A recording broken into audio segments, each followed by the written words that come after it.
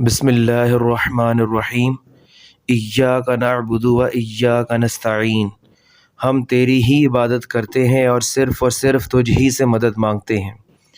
آج سورۃ الفاتحہ کی آیت نمبر 4 ہے۔ الحمدللہ ہماری پہلی 3 آیات جو ہیں ان کی تفسیر مکمل ہو چکی ہے۔ ابھی جو آیت آپ کے سامنے میں نے تلاوت کی، اس کا پہلا حصہ جو ہے وہ عبادت کے متعلق ہے۔ سب سے پہلے تو ہم یہ دیکھتے ہیں کہ عبادت کے لغوی اور اصطلاحی معنی کیا ہیں۔ اس کے لغوی اور اصطلاحی معنی کچھ یوں ہیں: اطاعت کرنا، فرما برداری کرنا، نفس کے خلاف اپنے رب کی تعظیم کرنا، اللہ کی حدود کی حفاظت کرنا، عہد کو پورا کرنا۔ یہ جو عہد کا میں نے ذکر کیا ہے، یہ وہ والا عہد ہے جو عالم ارواح میں ہم سے لیا گیا تھا۔ اللہ تعالیٰ نے ہم سے عہد لیا تھا نا، الست بربکم، کیا میں تمہارا رب نہیں ہوں؟ قالوا بلا، تو سب نے جواب دیا تھا، شہدنا، کیوں نہیں، ہم سب گواہ ہیں۔ اور اس کے علاوہ اس کے معنی ہے کہ جو مل جائے اس پر راضی رہنا اور جو نہ ملے اس پر صبر کرنا۔ یہ سارے جو معنی ہیں یہ عبادت میں شمار ہوتے ہیں۔ اب دیکھنا یہ ہے کہ عبادت کی روح کیا ہے اور عبادت کا حقیقی مفہوم کیا ہے۔ بدقسمتی سے اس لفظ عبادت کے بارے میں عوام الناس کے ذہنوں میں بڑا محدود تصور پایا جاتا ہے، اور عام طور پر یہ خیال کیا جاتا ہے کہ عبادت تو بس نماز پڑھنا ہے، روزہ رکھنا ہے، حج کا ادا کرنا ہے اور زکوٰۃ کا نام عبادت ہے۔ چنانچہ جب بھی عبادت کا لفظ سامنے آتا ہے تو ذہن صرف ان چند ایک عبادات تک محدود ہو کر رہ جاتا ہے، اور اس لفظ کی یعنی کہ اس لفظ عبادت کی جو اصل عظمت ہے اور جو اس کی جو وسعت ہے وہ ہمارے سامنے کھل کر نہیں آتی، کیونکہ ہم لفظ عبادت سے مکمل طور پر واقف نہیں ہیں۔ اس لیے لفظ عبادت کی گہرائی جاننے کے لیے ہمیں اس لفظ عبادت کا مادہ دیکھنا ہوگا کہ عربی میں جو مادہ اس کا بنتا ہے وہ کیا بنتا ہے۔ اس لفظ عبادت کا جو مادہ بنتا ہے وہ عین، با اور دال کا ہے، اور عین، با اور دال جسے عبد کہتے ہیں، اور عبد ایکچولی غلام کو کہا جاتا ہے، سلیو کو کہا جاتا ہے۔ جو ہم لفظ استعمال کرتے ہیں نا، عبداللہ یعنی کہ اللہ کا بندہ، دراصل کہنا یوں چاہیے اللہ کا غلام۔ غلامی کا وہ تصور جو کبھی دنیا میں رائج تھا، وہ سامنے ہو تو تب اس لفظ کی اصل حقیقت سمجھ میں آتی ہے۔ جو شخص کسی کا عبد یعنی کہ غلام ہوتا تھا وہ اپنے آقا کی ملکیت ہوتا تھا، اس کا کام اپنے مالک کے احکامات کو بجا لانا ہوتا تھا۔ آقا جو حکم دیتا تھا غلام کا فرض تھا کہ وہ ہر حال میں اس کی تعمیل کرے۔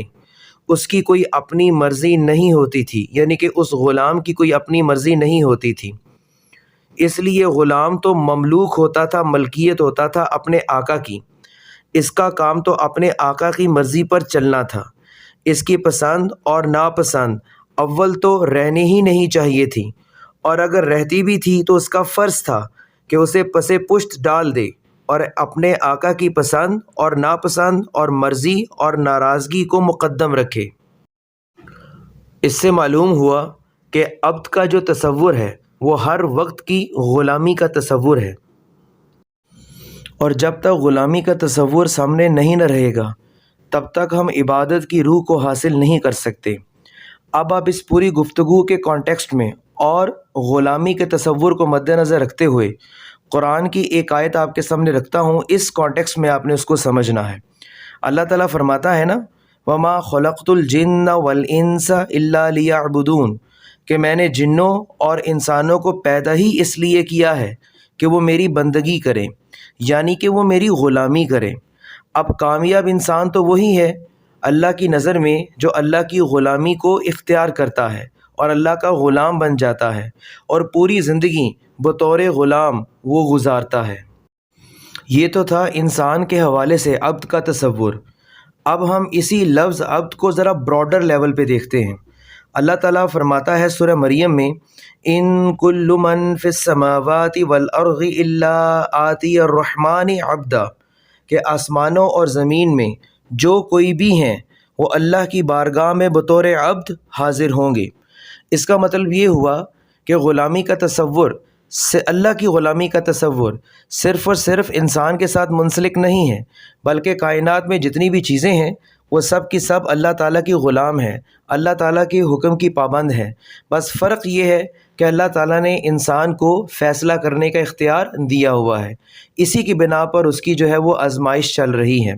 جیسا کہ اللہ نے اسی آیت میں فرمایا جو میں نے ابھی تلاوت کی تھی کہ آسمان اور زمین میں جو کوئی بھی ہیں وہ اللہ کی بارگاہ میں بطور عبد حاضر ہوں گے، یعنی کہ سورج بھی عبد غلام ہوا، چاند بھی غلام ہوا، یہ ستارے بھی اللہ کے غلام ہیں، یہ فرشتے بھی اللہ کے غلام ہیں، یہ جو چرند پرند ہیں، یہ جو درخت ہیں، پتے ہیں، یہ سب اللہ کے غلام ہیں، کیونکہ اللہ تعالیٰ نے اپنی قدرت سے ان کو تسخیر کیا ہوا ہے۔ اس کا مطلب یہ ہوا کہ بندے اور خدا کے درمیان جو تعلق ہے، اس تعلق کی جو بنیاد ہے وہ آقا اور غلامی کے اوپر ہے، یعنی کہ بنیادی طور پر ہم سب اللہ تعالیٰ کے غلام ہیں، اللہ تعالیٰ کے عبد ہیں۔ جس طرح سورہ بنی اسرائیل کی پہلی آیت میں اللہ تعالیٰ فرماتا ہے نا، سبحان الذی اسری بعبدہ لیلا من المسجد الحرام الی المسجد الاقصی، یعنی کہ سبحان ہے وہ ذات، پاک ہے وہ ذات جو اپنے عبد کو، یہاں عبد جو ہے وہ حضرت محمد صلی اللہ علیہ وسلم کے لیے اللہ تعالیٰ نے فرمایا ہے بطور غلام، وہ اپنے عبد کو رات کے ایک قلیل حصے میں مسجد حرام سے مسجد اقصی تک لے گیا۔ تو اٹ مینز دیٹ کہ جو بیسک ریلیشن شپ ہمارا جو اللہ تعالیٰ کے ساتھ بنتا ہے، جو بنیاد اللہ تعالیٰ کے ساتھ ہمارے تعلق کی بنتی ہے، وہ آقا اور غلامی کے تعلق کی بنتی ہے۔